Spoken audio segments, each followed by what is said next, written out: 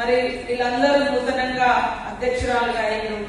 వాళ్ళు ఏం పని చేస్తున్నారు, ఎలా ముందుకు వెళ్తున్నారు, మరి ప్రభుత్వం యొక్క లక్ష్యము, ముఖ్యమంత్రి గారి యొక్క ఆలోచన మరి కింది స్థాయిలో జరుగుతుందా లేదా, దానికి కావాల్సినటువంటి ఫీడ్ అంటే ప్రోత్సాహం కావచ్చు, గైడెన్స్ ఇవ్వాలనే ఉద్దేశంతో ఈ రోజు ఈ సమావేశాన్ని ఏర్పాటు చేయడం జరిగింది. ముఖ్యంగా మన ప్రభుత్వం వచ్చి రాగానే రేవంత్ రెడ్డి గారు సీఎం గారు, మరి బట్టి విక్రమార్క గారు డిప్యూటీ సీఎం గారు మాకు అదే ఒకే ఒకటి పదే పదే చెప్తాము, 1 కోటి మంది మహిళలను సంఘాలలో చేర్పియాలి, కోటేశ్వరులు చేయాలి. మరి కళ చాలా గొప్పగా అంటున్నాం. మరి కళ సాకారం కావాలంటే కూడా క్షేత్రస్థాయిలో ఏం చేయాలని ఇదే అన్వేషణ జరుగుతుంది. మేడమైనా, నేనైనా, మీరైనా, ఇక్కడ ఉన్నటువంటి వాళ్ళైనా. కాబట్టి కొంతమంది ఆ కళను ఎద్దేవా చేస్తాము. ఎట్లా అవుతారా 1 కోటి మంది కోటేశ్వర్లు ఎట్లా అవుతారా? అరే ఇందాక అక్కడ ఒక జిల్లా సమాఖ్య దగ్గర 5 కోట్ల రూపాయలు యాదాద్రి భువనగిరి దగ్గర ఉంది. ఇంకొక దగ్గర ఇంకొక 2 కోట్ల రూపాయలు, 4 కోట్లు, 5 కోట్లు, 6 కోట్లు కనిపిస్తాం. అంటే ఇవన్నీ ఒక మండల సమైక్యకు, జిల్లా సమైక్య కాకుండా అదొక మహిళ దగ్గరికి వెళ్ళాలి అనేది మేము కలగంటున్నాం. కలగడం అయితే తప్పు లేదు కదా. మనం కళ ఉంటేనే కదా దానికోసం కష్టపడి పనిచేస్తాం. మన పిల్లలు ఉంటారు, వాళ్ళు ఒక ఇంజనీర్ కావాలి, ఒక డాక్టర్ కావాలి, ఒక ఐఏఎస్ కావాలి, ఒక కలెక్టరో లేకపోతే ఎస్పీనో ఏదో కావాలని కలగంటారు. ఆ కళను రీచ్ కావడం కోసం కష్టపడి చదువుతారు.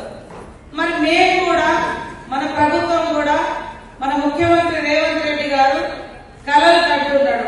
నా అక్క చెల్లెలందరినీ కోటీశ్వరులను చేస్తే ఖచ్చితంగా ప్రతి ఇంట్లో ఉండే కుటుంబ సభ్యులు సంతోషంగా ఉంటారు. అమ్మ ఇంట్లో ఉన్న ఆడకూతురు సంతోషంగా ఉంటే ఆ ఇంట్లో ఉన్న కుటుంబం అంతా సంతోషంగా ఉంటది. తద్వారా ఆ ఊరు సంతోషంగా ఉంటది, ఆ మండలం సంతోషంగా ఉంటది, ఆ జిల్లా సంతోషంగా ఉంటది, ఆ రాష్ట్రం సంతోషంగా ఉంటది. అట్లా నా అక్క చెల్లెలందరూ కోటీశ్వరురాలు కావాలి అని కలగడం అయితే తప్పు కాదు కదా. దానికి తగ్గట్టుగా ప్రణాళిక వేసుకొని కూడా మన ప్రభుత్వం వచ్చి రాగానే మహిళలకు 4 రూపాయలు ఎందులో మిగులుతాయని చూసి, అమ్మ ఆదర్శ పాఠశాల పని ఉంటే అది మహిళా సంఘాలకు ఇచ్చినాం. 48 గంటలలో ఫ్రీ బస్ అనేది కూడా పెట్టినాం. ఈ రోజు అనేక మంది మహిళలు బయటికి రావాలంటే ఇబ్బంది పడుతున్నారు. ఇవాళ మీరు ఆదిలాబాద్ నుంచి కావచ్చు, మహబూబ్ నగర్ నుంచి కావచ్చు, రూపాయి లేకుండా మీటింగ్ రావాలంటే బస్ ఎక్కుతున్నారు, వస్తున్నారు. మరి అదే మీటింగ్ రావాలంటే డబ్బులు కావాలంటే మినిమంగా 2000 రూపాయలన్నా కావాలి ఆదిలాబాద్ నుంచి ఇక్కడికి రావాలంటే. కానీ ఈ రోజు అలాంటి పరిస్థితిని మనం మిగిల్చడం జరిగింది. దాని మీద చాలా రకాలుగా తప్పుడు మాటలు మాట్లాడుతున్నారు. ఇవాళ ఆటోలకు ఇబ్బంది అయిందని, లేకుండా ఇంకోరు ఆటోలకు ఇబ్బంది అయితే ప్రైవేట్ వ్యవస్థ, వాళ్ళని ఇంకొక రకంగా ఆదుకోవచ్చు. కానీ బస్సే పెట్టద్దాం ఎంతవరకు కరెక్ట్? ఇప్పుడు మన ఊర్లో ప్రైవేట్ డాక్టర్లు ఉంటారు. ప్రైవేట్ డాక్టర్ హాస్పిటల్ నచ్చలేదని ప్రభుత్వ హాస్పిటల్ మూసేద్దామా?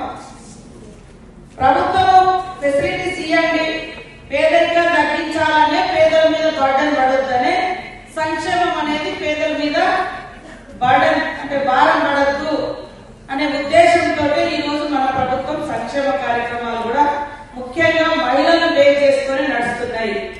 ఉచితంగా బస్సు కావచ్చు, గ్యాస్ సిలిండర్ కావచ్చు, ఇంట్లో కరెంటు 200 యూనిట్ల ఫ్రీ కావచ్చు, సన్న బియ్యం, అదే బియ్యం మనం బయట కొనుక్కుంటే మినిమంగా 40-50 రూపాయలు. అది ఇవాళ మనం సన్న బియ్యం తింటున్నాం అంటే కనీసం 20-30 రూపాయల కేజీ మీద మిగులుతాయి.